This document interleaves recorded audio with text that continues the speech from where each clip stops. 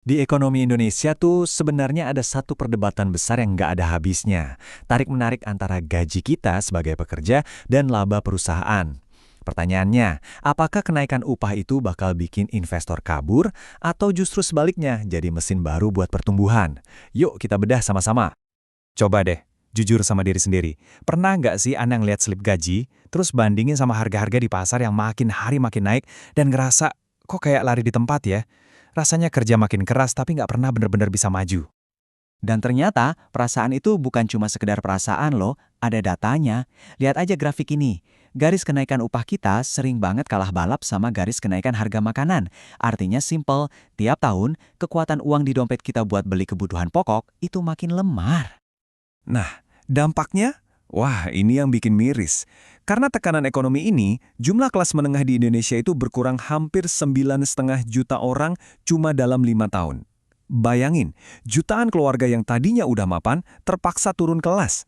Di tengah situasi kayak gini, pemerintah keluarin satu kebijakan super besar yang jadi perdebatan di mana-mana, Omnibus Law Cipta Kerja. Yuk kita coba kulik, apa sih isinya dan kenapa bisa jadi kontroversial banget. Tujuannya sih di atas kertas kedengarannya bagus banget ya. Pangkas birokrasi, bikin aturan jadi simple, biar investor betah di Indonesia. Logikanya, kalau investasi masuk, lapangan kerja bakal kebuka lebar-lebar. Kedengarannya win-win solution kan? Tapi selalu ada tapinya kan? Di balik janji manis itu, ada sisi lain yang perlu kita lihat. Sebuah analisis hukum yang mendalam mencoba mengungkap gimana nasib para pekerja di bawah aturan baru ini. Apa aja temuannya? Nah, para kritikus ini nunjukin beberapa poin yang jujur aja bikin khawatir. Coba bayangin, aturan kontrak kerja yang nggak ada batas waktunya. Ini kan bikin status kita sebagai pekerja jadi nggak pasti terus-terusan.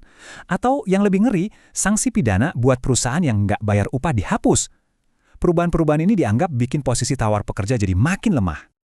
Oke, buat ngerti kritik-kritik tadi lebih dalam, kita coba pakai kacamata yang beda deh. Kita coba tanya satu hal mendasar, apa benar hukum itu selalu netral dan adil buat semua orang? Disinilah muncul sebuah teori namanya Critical Legal Studies, atau CLS. Intinya gini, teori ini bilang kalau hukum itu nggak kayak wasit di pertandingan yang adil. Seringkali, aturan mainnya itu ya sedikit banyak mencerminkan kepentingan kelompok yang punya kuasa lebih besar di masyarakat. Jadi kalau kita pakai kacamata CLS ini buat ngelihat Omnibus Law, kesimpulannya jadi beda. Undang-undang ini dianggap nggak netral. Kelihatannya lebih berat ke kepentingan para pemilik modal ketimbang para pekerja. Apalagi proses bikinnya yang super cepat dan kurang melibatkan publik, seolah-olah ngasih sinyal kalau efisiensi ekonomi itu lebih penting daripada keadilan sosial. Oke, sekarang kita geser dulu ya dari perdebatan hukum. Kita masuk ke ide ekonomi yang sebenarnya cukup radikal. Gimana kalau kita mikir sebaliknya? Upah itu bukan beban, tapi justru mesin penggerak ekonomi. Dan ini bukan cuma wacana loh, perdebatan ini lagi panas-panasnya sekarang karena pemerintah lagi siap-siap nentuin upah minimum buat tahun 2025. Dan di balik keputusan itu, ada dua filosofi ekonomi yang lagi bertarung. Di satu sisi, ada pemikiran lama yang bilang, upahnya jangan tinggi-tinggi, nanti investor takut, nggak ada yang mau buka pabrik. Nah, di sisi lain, ada teori baru yang lebih berani. Justru sebaliknya, naikin upah, biar orang-orang punya duit buat belanja. Kalau banyak yang belanja, ekonomi kan muter, dan lapangan kerja malah tercipta dari situ. Dan ini bukan omong kosong.